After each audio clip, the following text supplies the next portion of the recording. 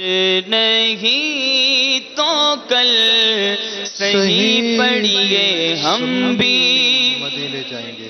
میٹھے میٹھے اور پیارے پیارے اسٹائم بھائی مدنی چینل کے ناظرین، رمضان المبارک، جمعۃ المبارک اور مدنی مذاکروں کا اس موقع پر سلسلہ ہوتا ہے، آپ کو براہ راست دکھایا جاتا ہے۔ ہم بعض اوقات مدنی مذاکرے سے پہلے آپ کو کچھ مدنی گلدستے بھی دکھاتے ہیں۔ آئیے آپ کو ایک مدنی گلدستہ دکھاتے ہیں۔ 1000 کاپیاں ضائع کر دی، کیوں؟ شارح مسلم حضرت امام نووی علیہ رحمۃ اللہ القوی نے زندگی میں بے شمار کتابیں تحریر فرمائیں، لیکن بہت سی کتابوں کو صرف اخلاص نہ ہونے کے خوف سے لوگوں میں ظاہر ہی نہ کیا، بلکہ ان کو پانی سے دھو ڈالا۔ چنانچہ آپ کے شاگرد رشید حضرت علامہ ابن العطار علیہ رحمۃ اللہ الغفار کا بیان ہے، ایک مرتبہ امام نووی علیہ رحمۃ اللہ القوی نے مجھے تقریباً 1000 کاپیاں دی جو آپ رحمۃ اللہ تعالی علیہ نے اپنے مبارک ہاتھ سے لکھی تھی، اور فرمایا ان کو دھو کر، یعنی ان پر لکھی ہوئی باتیں پانی سے مٹا کر بیچ ڈالو، اور مجھے اپنے حکم کی مخالفت کرنے سے ڈرایا۔ چنانچہ اس وقت آپ رحمۃ اللہ تعالی علیہ کے حکم نے مجھے یہ سب کرنے پر مجبور کر دیا، مگر آج تک میرے دل میں حسرت ہے کہ اے کاش میں آپ رحمۃ اللہ تعالی علیہ کی لکھی ہوئی ان کاپیوں کو دھو کر نہ بیچتا۔ ماخوذ تحفۃ الطالبین لی ابن العطار، صفحہ نمبر 94۔ صلو علی الحبیب صلی اللہ تعالی علی محمد۔ میرا ہر عمل بس تیرے واسطے ہو، کر اخلاص ایسا عطا یا الہی، آمین بجاہ النبی الامین صلی اللہ تعالی علیہ وآلہ وسلم۔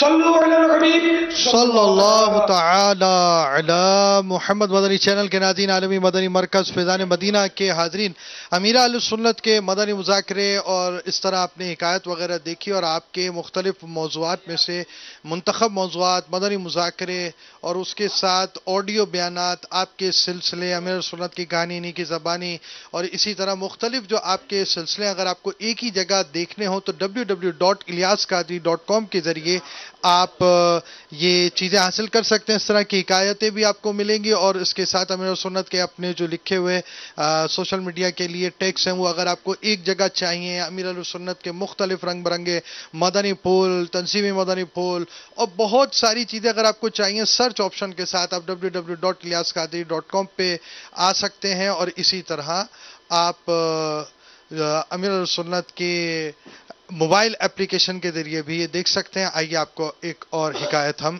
مختلف مناظر کے ساتھ،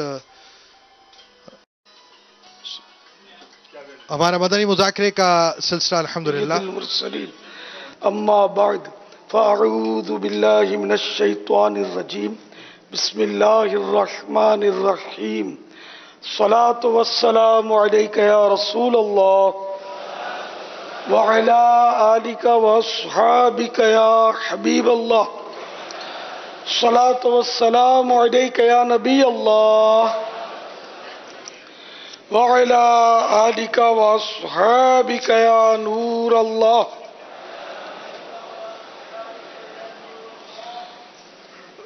رسالہ ضیاء درود و سلام، پیج نمبر 4، فرمان مصطفیٰ صلی اللہ تعالی علیہ وآلہ وسلم نمبر 12۔ تم جہاں بھی ہو مجھ پر درود پڑھو کہ تمہارا درود مجھ تک پہنچتا ہے۔ صلو علی الحبیب صلی اللہ تعالی علی محمد۔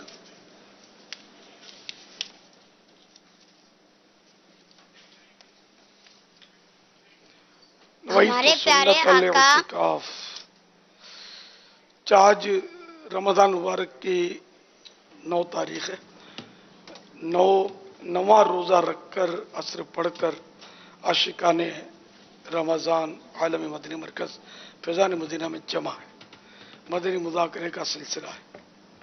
اب سوالات کیجیے، اور سوال کا جواب وہ بھی ثواب دے پاؤں یہ ضروری نہیں، बन पड़ा तो अर्ज करने की कोशिश की जाएगी, भूल करता पाए फौरन मेरी इस्लाह फरमाएं।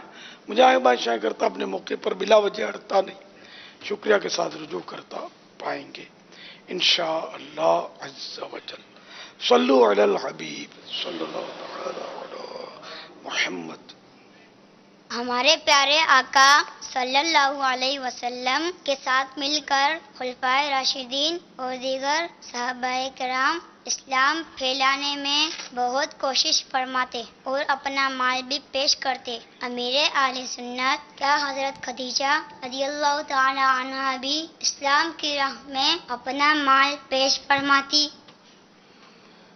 हजरत खदीजतुल कुबरा रदियल्लाहु ताला अन्हा ने भी अपने माल के जरिए इस्लाम की अच्छी खिदमत फरमाई, क्योंकि ये साहिब हैसियत थी, मालदार थी और मुसलमान हो गई, सबसे पहली मुसलमान थी और इन्होंने बस बहुत कुछ खिदमत की है इस्लाम की।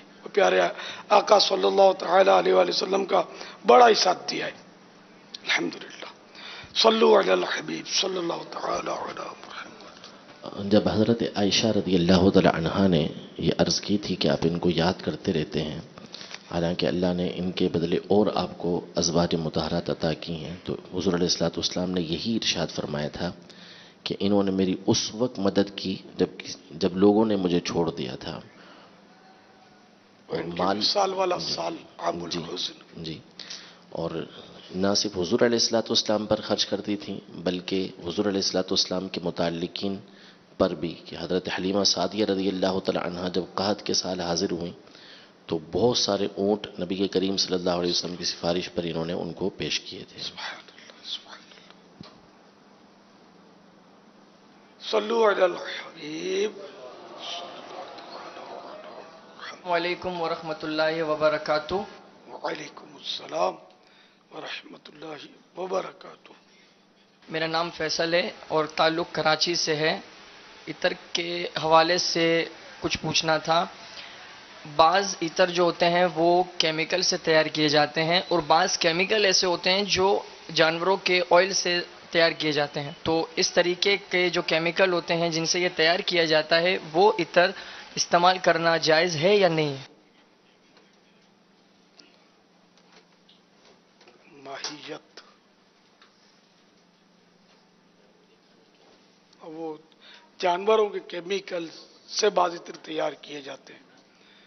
अब ये कि अब वो जानवरों के तेल से, अब वो जानवरों का तेल तो चर्बी पिघला कर ही होता है। अब चर्बी पिघलाई और तेल आया तो वो तेल तो खैर माहियत तो तब्दील नहीं हुई। हाँ, और किस जानवर का हो, हलाल जानवर का है तो फिर कोई मसला नहीं है, अगर और कोई नापाकी की वजह ना हो। हराम जानवर है तो फिर ये कि फिर उसका भी ज़बह शरई के जरिए पाक हो सकता है, इस्तेमाल खारजी है। लेकिन अगर वो नापाक है तो ज़ाहिर नापाकी का हुक्म लगेगा। लेकिन ये सवाल वाज़ेह नहीं है। उसूल ये है कि हलाल जानवर की चर्बी पिघला कर जो तेल बनता है तो वो तो पाक है हलाल जानवर का, जबकि वो ज़बह शरई के जरिए हलाल हुआ था। अच्छा, और हराम जानवर जो होता है उसको भी अगर ज़बह किया जाए बिस्मिल्लाह पढ़कर तो अगरचे वो खाना हलाल नहीं है लेकिन इसका गोश्त, चमड़ा ये सब यानी नापाक नहीं होता, पाक होता है। तो ये बदन पर लग गया तो बदन नापाक नहीं होगा, मगर उसका खाना हराम है, ये ज़हन में रखिएगा। तो अब ऐसी सूरत में, अब किस सूरत में वो तेल हासिल किया जाता है अल्लाह ही बेहतर जाने। और अगर वो जानवर हलाल जानवर हो या हराम जानवर हो, अगर मुर्दार था और उसका तेल उसका है कि तेल के जरिए केमिकल बना, अब वो तेल के जरिए केमिकल जो बना तो उसकी अगर माहियत तब्दील हो गई, यानी कि जिसको यूं मिसाल दें कि वो बिल्कुल यानी कि ये एक बहार शरीयत में लिखा है कि एक नमक की कान में गधा मर गया تو وہ گدھا نمک ہو گیا، پورا نمک بن گیا گدھا. تو اس وقت کے علماء کرام نے یہ فتویٰ دیا کہ اس کو کھانا جائز ہے، نمک کو، کیونکہ یہ نمک ہے، اس کی بالکل ماہیت چینج ہو گئی. گوبر ہے، گوبر کا اپلا بنایا جاتا ہے اور گھروں میں استعمال بھی ہوتا ہے جلانے کے لیے. تو جو اپلا جلایا گیا گوبر، گائے کا گوبر ہوتا ہے جو کہ ناپاک ہے، تو اب جل کر وہ جلتا رہا اور جلتے جلتے خود بجھ گیا. اس میں جلنے کی صلاحیت نہ رہی تو اب یہ بجھ گیا، اور یہ راکھ جو بچ گئی یہ پاک ہے، کیونکہ اس کی ماہیت تبدیل ہو گئی. اسی طرح شراب کا سرکہ بن گیا یا بنایا گیا، جب وہ سرکہ بن گیا تو یہ سرکہ یہ پاک ہو گیا. تو اسی طرح وہ تیل جو ہے جس سے یہ کیمیکل بناتے ہیں، اب خدا جانے وہ ماہیت تبدیل ہوتی ہے نہیں ہوتی ہے یہ پتہ نہیں ہے، میں نے صرف اصول عرض کیا ہے. واللہ تعالی اعلم ورسولہ اعلم عز وجل وصلی اللہ تعالی علیہ وآلہ وسلم. صلو علی الحبیب صلی اللہ تعالی علی محمد. محمد حسن اتاری لالا مسا سے بات کر رہا ہوں. باپا جان کی خدمت میں عرض ہے کہ مجھے روزے کی حالت میں زکام کا پرابلم رہتا ہے، گلے میں بھی اور ناک میں بھی درد محسوس ہوتا ہے، سر میں بھی درد رہتا ہے. تو اس کے لیے اگر کوئی حل آپ کے پاس ہو تو تھوڑی سی رہنمائی فرما دیں. جزاکم اللہ خیرہ. السلام علیکم ورحمۃ اللہ وبرکاتہ. وعلیکم السلام ورحمۃ اللہ وبرکاتہ. نزلہ زکام تو شاید ٹھنڈا پانی استعمال ہوتا ہو، اس سے ہو سکتا ہے، اور شربتیں استعمال کرنا، تلی ہوئی چیزیں استعمال کرنا، یہ چیزیں ان سے نزلہ ہو سکتا ہے، زکام، گلے کا درد. سر درد تو یہ البتہ کمزوری کی وجہ سے شام کے وقت بعضوں کو ہوتا ہوگا، جو کھانے پینے کے بعد وہ سیٹ ہو جاتا ہوگا. تو اب ٹھنڈی کھٹی چیزوں سے پرہیز کریں گے تو انشاءاللہ یہ نزلے زکام سے تو امید ہے کہ امن ملے گا. بعضوں کو چاول نہیں چلتے تو وہ چاول اگر چھوڑیں گے تو نزلہ صحیح ہو سکتا ہے.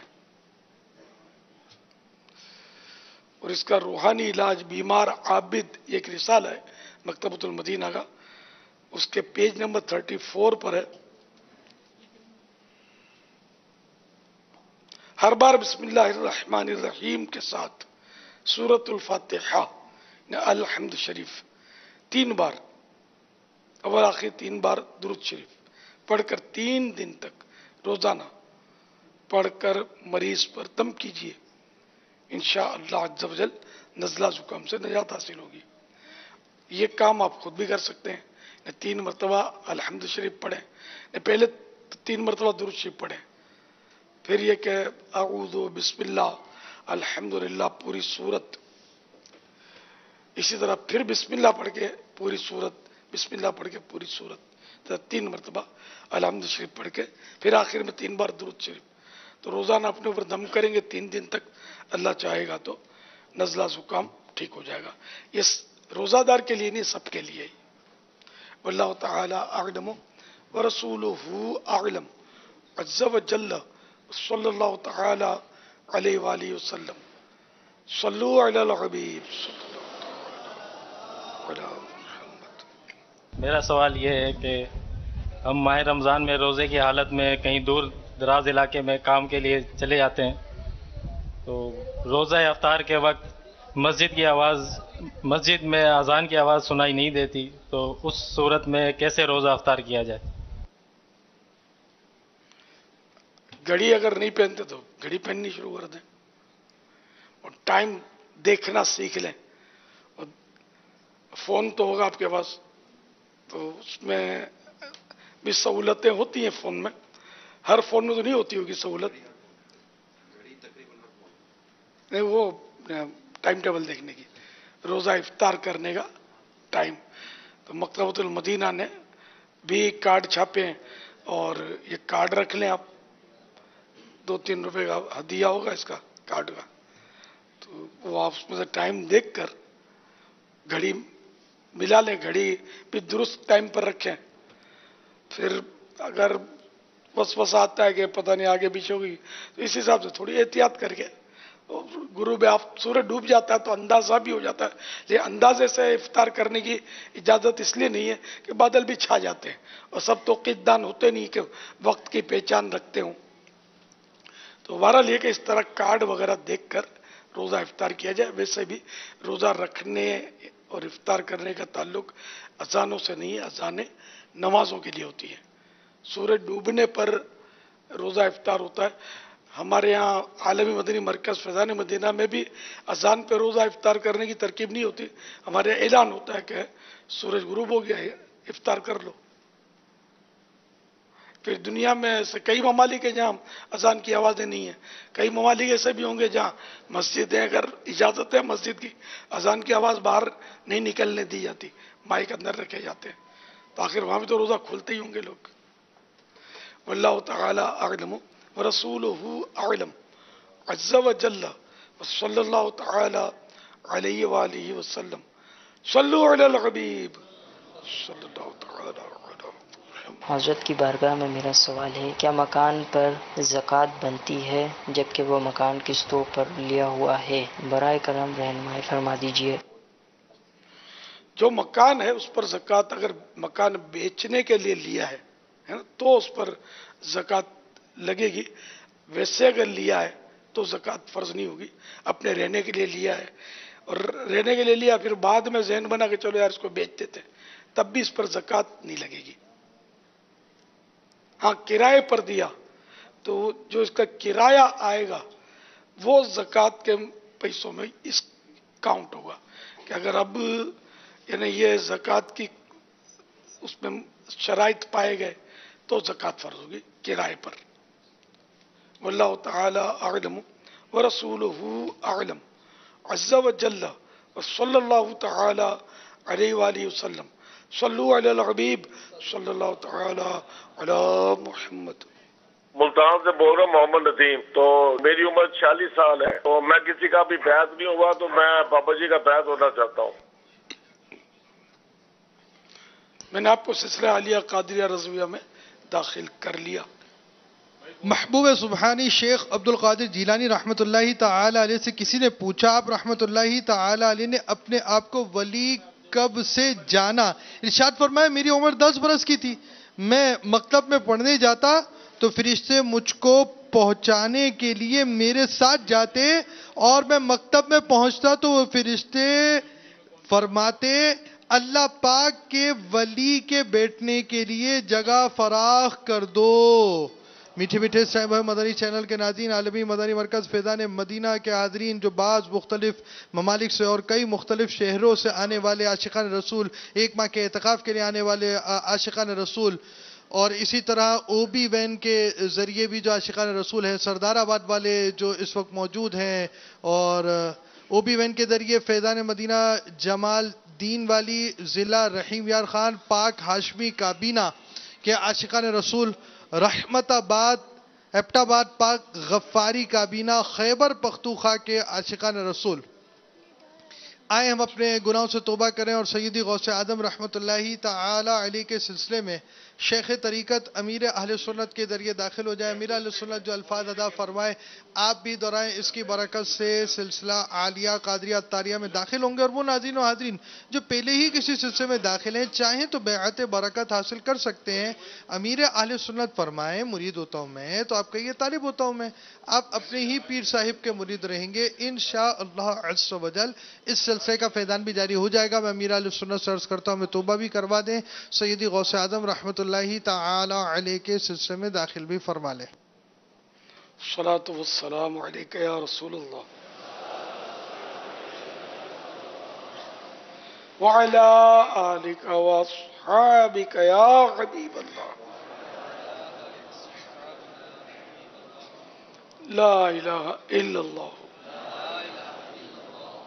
محمد الرسول اللہ صلی اللہ تعالی علیہ وآلہ وسلم. توبہ کرتا ہوں میں اپنے تمام پچھلے گناہوں سے اور وعدہ کرتا ہوں میں کہ آئندہ شریعت پر چلوں گا، بد مذہبوں اور برے لوگوں کی صحبت سے بچتا رہوں گا، نماز روزے کی پابندی کرتا رہوں گا، ماں باپ کی نافرمانی، جھوٹ، غیبت، چغلی، وعدہ خلافی، گالی گلوچ، فلمیں ڈرامے، گانے باجے، بے پردگی وغیرہ وغیرہ گناہوں سے بچتا رہوں گا۔ اے اللہ میری اس توبہ کو قبول فرما اور مجھے میرے وعدے پر ثابت قدم رکھ۔ مرید ہوتا ہوں میں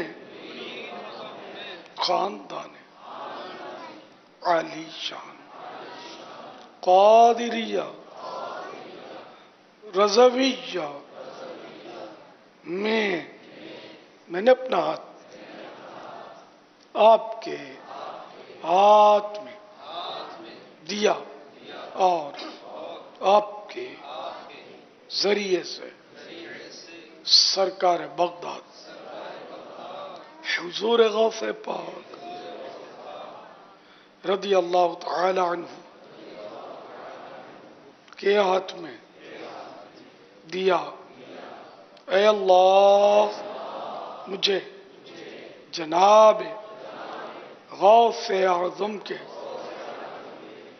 مریدوں میں قبول فرما اور کل قیامت میں غوث پاک کے غلاموں میں اٹھا۔ الصلاۃ والسلام علیک یا نبی اللہ وعلی آلک واصحابک یا نور اللہ۔ رمضان کی شان بزبان سلطان دو جہان صلی اللہ تعالی علیہ وآلہ وسلم، آدمی کے ہر نیک کام کا بدلہ 10 سے 700 گنا تک دیا جاتا ہے۔ اللہ پاک فرماتا ہے اِلَّا الصَّوْمَ فَإِنَّهُ لِي وَأَنَا أَجْزِي بِهِ، سوائے روزے کے کہ روزہ میرے لیے ہے اور اس کی جزا میں خود دوں گا۔ اللہ پاک کا مزید ارشاد ہے بندہ اپنی خواہش اور کھانے کو صرف میری وجہ سے ترک کرتا ہے۔ روزہ دار کے لیے 2 خوشیاں ہیں، ایک افطار کے وقت اور ایک اپنے رب سے ملاقات کے وقت۔ روزہ دار کے منہ کی بو اللہ پاک کے نزدیک مشک سے زیادہ پاکیزہ ہے۔ روزہ دارو جھوم جاؤ کیونکہ دیدار خدا خلد میں ہوگا تمہیں، خلد میں ہوگا تمہیں، یہ وعدہ رحمان ہے۔ مرحبا صد مرحبا پھر آمد رمضان ہے۔ صلو علی الحبیب صلی اللہ تعالی علی محمد۔ باول مدینہ کراچی سے رضا اتاری بات کر رہا ہوں۔ میرا آپ سے سوال ہے کہ رمضانوں میں لوگ سحری میں اٹھانے کے لیے ڈھول اور بہت سے موسیقی کا استعمال کرتے ہیں، یہ صحیح ہے یا غلط؟ رہنمائی فرمائیں۔ موسیقی کا استعمال تو نہ کیا جائے، जगाने के लिए।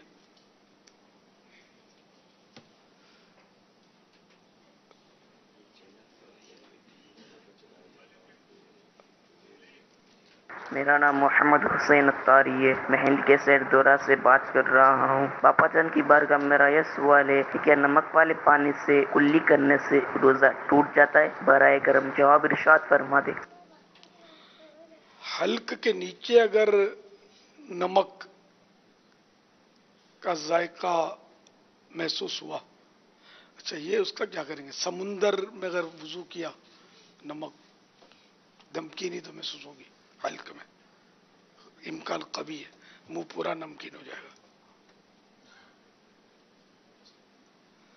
और अगर पानी में नमक डाल के किया, ये सवाल ये है कुल्ली की, पानी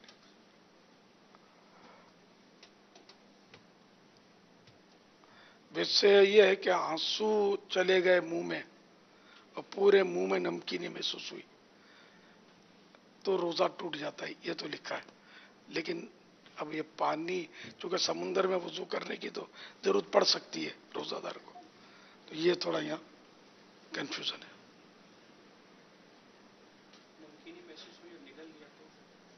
निगलने का भी नहीं लिखा है, वो ये इस उसूल के तहत लिखा होगा कि जब पूरा मुंह नमकीन हो जाएगा तो कुछ न कुछ अज्जा हल्क से नीचे, लेकिन अब जो लिखा है वो यही कि पूरे मुंह में नमकीनी महसूस हुई तो रोजा टूट गया।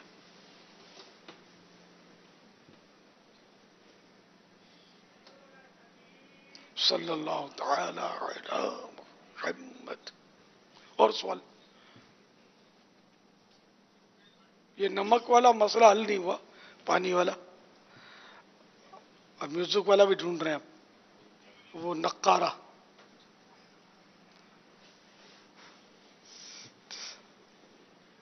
जी मोहम्मद इलियास उतारी, जलालपुर जट्टा।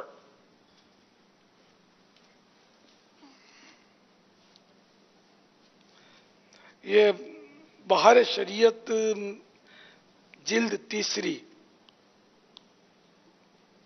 Page number 511।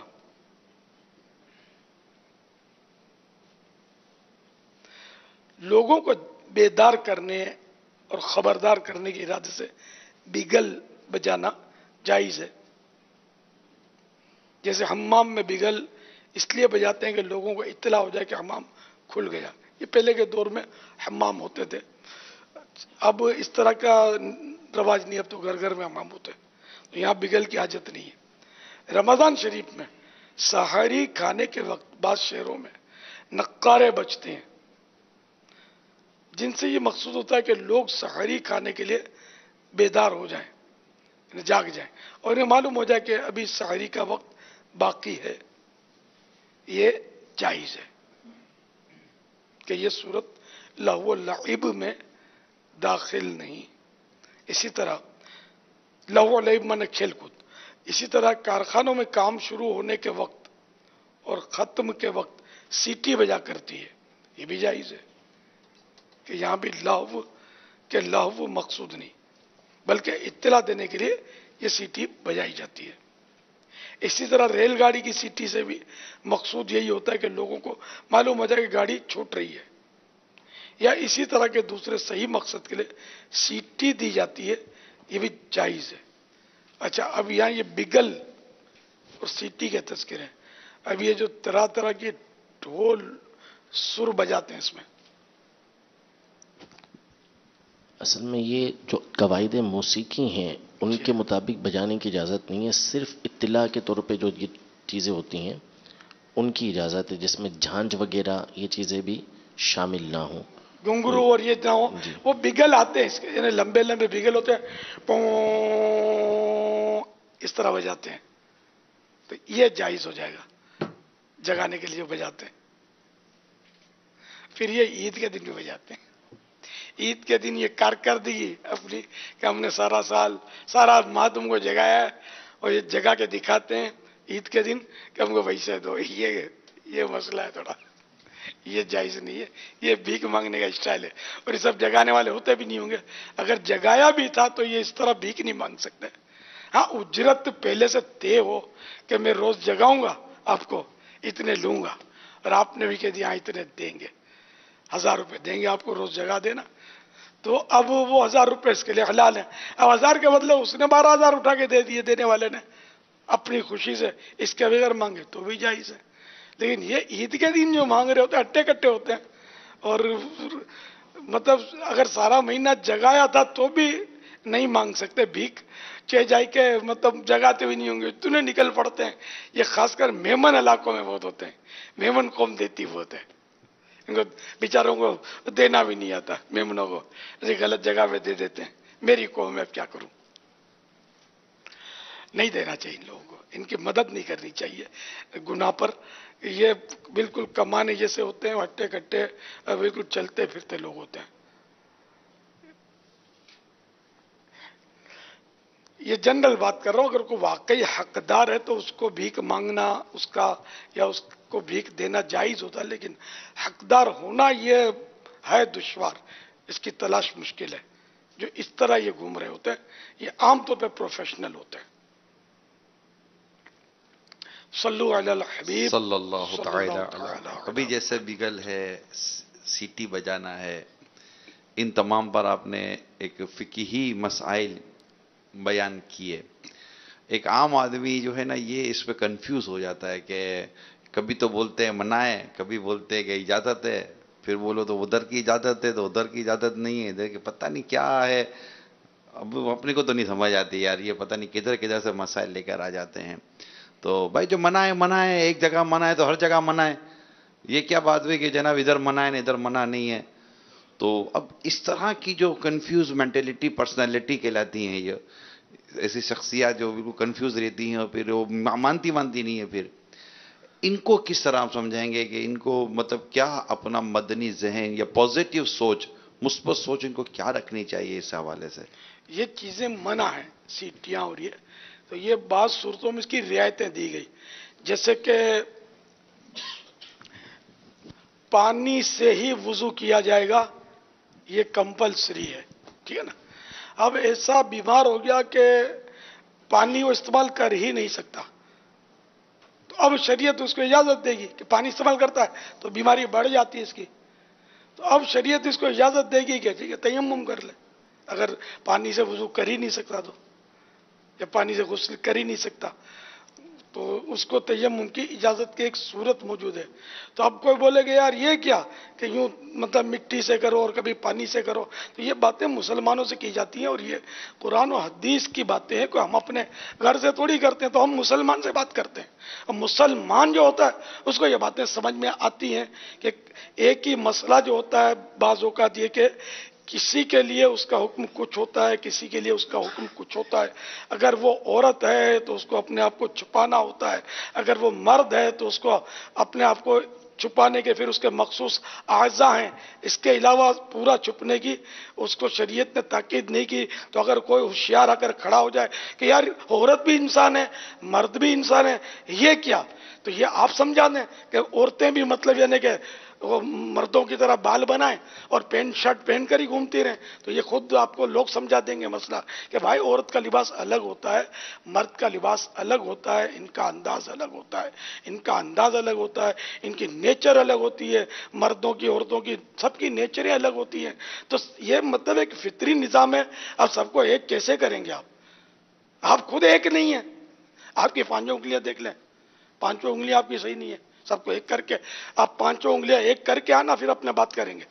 تو یہ شیطانی وسوسے ہوتے ہیں اور مطلب اور ایسی باتیں بعض لوگ کرتے ہیں جن کو دین کی شدھ بدھ نہیں ہوتی. ہم جو بھی بات کرتے ہیں اپنی مرضی سے نہیں کرتے. آپ دیکھیں بولتے بولتے رک جاتے ہیں کہ یار پتہ نہیں شرعی مسئلہ کیا ہے، کہیں غلطی تو نہیں ہو رہی.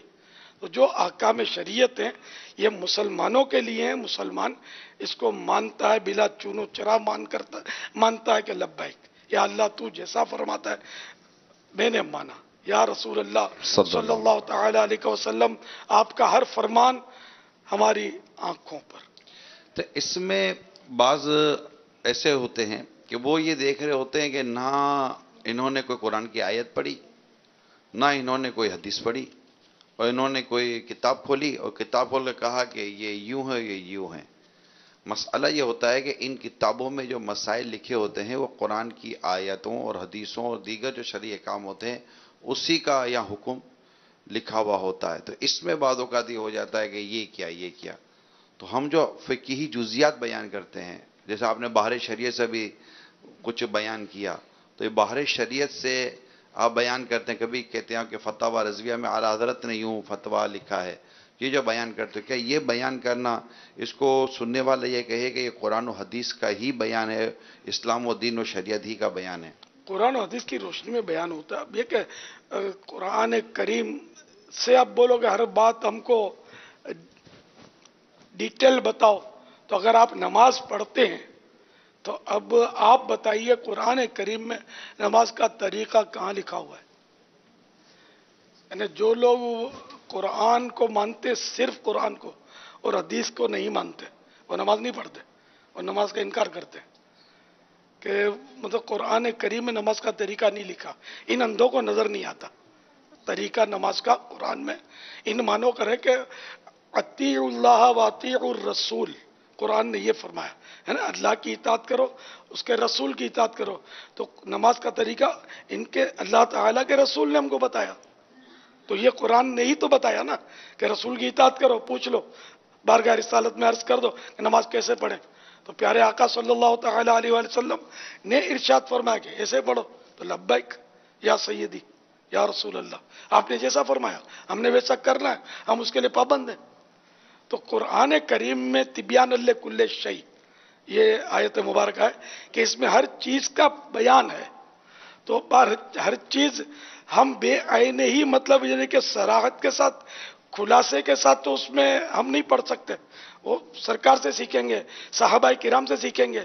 یعنی سرکار صلی اللہ تعالیٰ علیہ وآلہ وسلم کی کوئی ہم کو واضح فرمان نہیں مل رہا، تو صحابہ کرام جو ہے نا، ان کے بارے میں بھی پیارے آقا صلی اللہ تعالیٰ علیہ وآلہ وسلم نے ہم کو ارشاد فرما دیا، اصحابی کالنجوم بأیہم اقتدیتم، میرے صحابہ ستاروں کی مانند ہیں، جس کی پیروی کرو گے ہدایت پاؤ گے. تو صحابی جو بتائیں گے وہ اپنے گھر کی بات نہیں بتائیں گے، اپنے نفس کی بات نہیں بتائیں گے. انہوں نے جو پیارے آقا صلی اللہ تعالی علیہ وآلہ وسلم سے سیکھا، سنا، حاصل کیا، وہ ہم کو بتائیں گے. تو یوں پھر بعد میں جا کر علماء نے مزید حدیثوں کی، صحابہ کرام کے ارشادات کی شروحات بیان کی، ان کے خلاصے بیان کیے، قرآن کریم کی آیات مبارکہ کی تفاسیر بیان کی. تو یہ تو پورا نظام ایک بنا ہوا ہے. یعنی سائنسدان جو بولے وہ سمجھ میں آ جاتا ہے، حالانکہ سائنس کا سارا نظام جو ہے نا یہ ظنی ہوتا ہے، یقینی نہیں ہوتا. اور سائنس کی تھیوری بدلتی ہے، اللہ کریم کی بات نہیں بدلتی. لا تبدیل لکلمات اللہ، اللہ نے جو فرمایا اس کی بات جو ہے، اس کے کلمات تبدیل نہیں ہوتے، چینج نہیں ہوتے.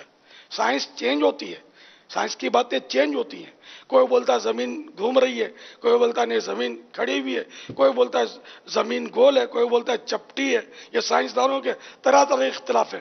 تو اب جب ان کے بڑے سائنسدان جو تھے نا، یہ تو ہیں بندر کی اولاد اپنی زبان سے، ہم ان کو بھی آدمی بولتے ہیں. یہ جھوٹ بولتے ہیں، بندر سے بندہ پیدا نہیں ہوتا، بندر سے بندر ہی پیدا ہوتا ہے، اور انسان سے انسان پیدا ہوتا ہے. یہ تو آپ نے بہت مشہور ہے، یہ تو ڈاروین کی تھیوری کہ وہ بندر سے انسان کی اس نے مطلب یہ تخلیق ثابت کی ہے. اب بعض بیوقوف اس کو بھی صحیح مانتے ہوں گے اور ایمان سے ہاتھ دھو بیٹھتے ہوں گے. ظاہر ہے کوئی اگر انسان کی پیداوار کو بندر سے تسلیم کرے اور آدم علیہ السلام سے پیداوار کو تسلیم نہ کرے انسان کی، تو کافر ہے. یہ قرآن تو حضرت آدم صفی اللہ علیہ نبینا علیہ الصلوۃ والسلام کے فضائل بیان کر رہا ہے، اور شریعت آدمی کو، آدم علیہ السلام کی اولاد بیان کر رہی ہے. آدمی کے مطلب ہی آدمی، آدم سے ہی تو بنا ہے، آدم والا، آدمی مانے یا نسبتی لگ گیا آدم کے ساتھ، تو آدمی. تو ہم تو آدمی سے بات کر رہے ہیں، بندروں سے تو بات کر ہی نہیں رہے. اور آدمی جو ہوتا ہے، سچا آدمی، حقیقی آدمی وہی ہے جو آدم علیہ السلام پر بھی ایمان رکھتا ہے، سارے نبیوں پر ایمان رکھتا ہے، اور سلطان انبیاء صلی اللہ تعالی علیہ وآلہ وسلم پر ایمان لائے بغیر اب کسی آدمی کو چارہ ہی نہیں ہے. مسلمان وہی ہے جو ان پر بھی ایمان لائے اور سارے نبیوں پر ایمان لائے. تو جو آدمی ہے، انسان ہے حقیقت میں، اور مسلمان ہیں وہ اللہ اور رسول کی باتوں میں عقل کے گھوڑے نہیں دوڑاتے، وہ شریعت کو مانتے ہیں۔ تو حنفی ہیں، ہم شافعی ہیں، ہم حنبلی ہیں، ہم مالکی ہیں، سارے علماء تھے، یہ سب مطلب کوئی عام آدمی نہیں تھے، ان کے پاس بہت علم تھا۔ اب بعض لوگ مطلب وہ زیادہ ہوشیار ہو گئے اور وہ مطلب ان پر تنقیدیں کرتے کہ یوں ہونا چاہیے، یوں نہیں ہونا چاہیے، تقلید نہیں ہونی چاہیے، فلاں نہیں ہونا۔ سارے بزرگان دین تو ایک دوسرے کی تقلید، یعنی بزرگوں کی، اپنے مجتہدین کی تقلید کرتے آ رہے ہیں۔ داتا حضور ڈنکے بجاتے ہیں نا، داتا حضور حنفی تھے، غوث پاک کے ڈنکے بجا رہے ہیں نا، ہم بجاتے بھی رہیں گے، حنبلی تھے۔ تو آپ بولو اعلیٰ حضرت نہیں، اعلیٰ حضرت کے بزرگوں کی بات کر رہا ہوں میں، جو سارے ان کو بزرگ مانتے، تو کوئی حنفی تھا، کوئی شافعی تھا، کوئی مالکی تھا، کوئی حنبلی تھا، ہم حنفی ہیں۔ تو ہم حنفی ہیں، اس کا مطلب ہم شافعی کو برا نہیں کہتے، یہ بھی ہمارے بھائی ہیں، حنبلی بھی ہمارے بھائی ہیں، مالکی بھی ہمارے بھائی ہیں، اور ان چاروں مسلکوں سے جو جدا ہو گیا وہ ہمارا بھائی نہیں ہے۔ یہ بھائی ان چاروں میں تقسیم ہے۔ واللہ تعالی اعلم ورسولہ اعلم عز وجل وصلی اللہ تعالی علیہ وآلہ وسلم صلو علی الحبیب۔ تو یہ کیا ہوتا ہے کہ جب یہ کسی ڈاکٹر کے پاس کوئی ایسا شخص جاتا ہے اور کہتا ہے کہ میرے سر میں درد ہے، حل بتائیں، تو ڈاکٹر اس کو ایک ٹیبلٹ لکھ کر دیتا ہے کہ ٹیبلٹ کھا لیں، تو وہ کبھی ڈاکٹر سے کیوں نہیں پوچھتا کہ اس ٹیبلٹ میں جو آپ مجھے دے رہے ہیں اس میں کیا ہے، تو کدھر سے بنی ہے، تو اس میں سے کون سے اجزاء شامل ہیں جو سر کا درد صحیح کر دیں گے؟ آپ کو کیسے پتا چلا کہ یہ ٹیبلٹ کھاؤں گا تو صحیح ہو جائے گا؟ تو اگر ڈاکٹر کے تجربے کو تسلیم کر کے یہ سر کے درد کا حل ٹیبلٹ بنا کر لے کے چلا جاتا ہے اور ڈاکٹر پر بھروسہ کرتا ہے، تو کہ ایک عام مسلمان کو ایک صحیح العقیدہ عالم عاشق رسول پر بھروسہ نہیں کرنا چاہیے۔ سبحان اللہ، اچھے مثال دی آپ نے۔ پھر ڈاکٹر کا علاج کا طریقہ الگ، حکیم کا الگ، ہومیوپیتھک کا الگ، ایلوپیتھک کا الگ، بایو کیمک والوں کا الگ، یونانی طب والوں کا الگ، تو پتہ نہیں کتنے اس میں بھی مطلب ہے کہ شعبے بنے ہوئے، آیورویدک ان کا الگ۔ تو یہ سب کو تسلیم کریں گے، بس یہ علماء اہل سنت عاشقان رسول علماء جو بات کرتے وہ مطلب بعضوں کو مطلب ہے کہ بس نصیب بیچاروں کے، یہ بھی مرض ہے ان کا، ان مرض کی بھی گولی دینی چاہیے ان کو کہ یہ ٹیبلٹ کھائیں اور اللہ کرے صحیح ہو جائیں۔ تو عشق کی ٹیبلٹ کھائیں گے اور محبت کا جام پیئیں گے تو انشاءاللہ صحیح ہو جائیں گے۔ ان کو یہ بھی دیکھ لینا چاہیے کہ اکثریت تسلیم کرتی ہے، اکثریت پیچھے چلتی ہے، اکثریت علماء کا ادب احترام محبت کرتی ہے، ان کو بیان کیا جائے تو بالکل وہ سر جھکا کر تسلیم کر لیتی ہے، تو انہیں بھی انہی لوگوں میں شامل ہو جانا چاہیے۔ تو یہ کیونکہ یہ نہیں سمجھنا چاہیے کہ یہ سارے پڑھے لکھے نہیں، ہم ہی پڑھے لکھے رہ گئے، نہیں، آپ ان کے ساتھ آ جائیں، انشاءاللہ آپ پھر کہا جائے گا کہ واقعی آپ صحیح معنی میں پڑھے لکھے بھی ہیں، یعنی کہ آپ سمجھتے ہیں شریعت و دین کو۔ صلو علی الحبیب صلی اللہ تعالی علی محمد۔ عالم پڑھا لکھا ہوتا ہے، مفتی پڑھا لکھا ہوتا ہے۔ آپ بولو کہ ان کو دنیا کی سمجھ نہیں آتی، میں صحیح بولتا ہوں، ان کو دنیا کی بہت سمجھ آتی ہے، یہ ان کی شرافت ہوتی ہے، بولتے نہیں۔ آپ کسی مفتی کے سامنے بیٹھ جائیں گے تو آپ کو شرم آئے گی کہ یار میں اب تک مجھے پڑھا لکھا سمجھتا تھا کہ مجھے یہ معلومات ہے، دنیا کی یہ معلومات ہے، وہ چاند پر جانے والوں کی یہ معلومات ہے، فلاں کی یہ معلومات ہے، آپ مفتی کو سب معلومات ہوتی ہے۔ صحیح بولتا ہوں، بہت معلومات ہوتی ہے، اگر آپ کبھی بیٹھیں گے تو پتہ چلے گا نا۔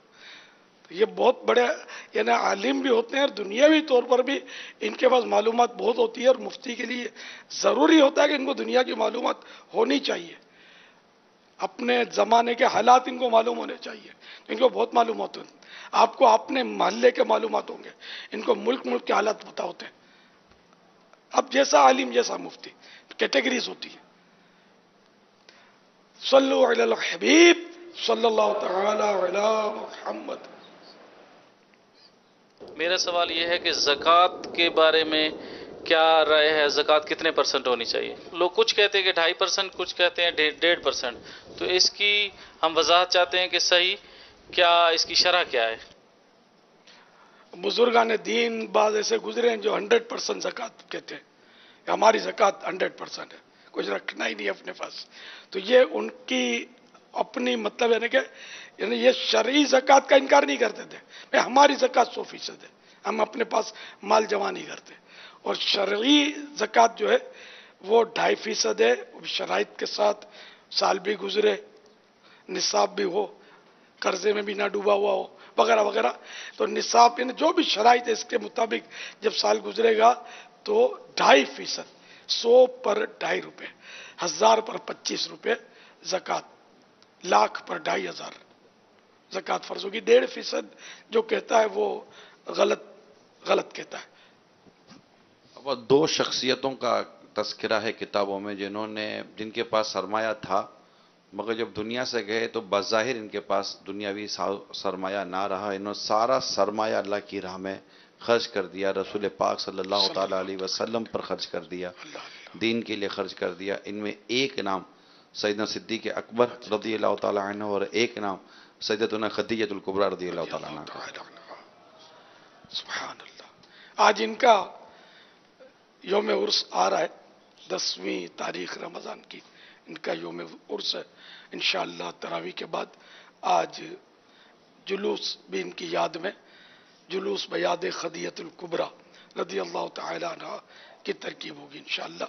مدنی چینل پر براہ راست دکھایا بھی جائے گا انشاءاللہ عز و جل. صلو علی الحبیب صلی اللہ تعالی علی محمد.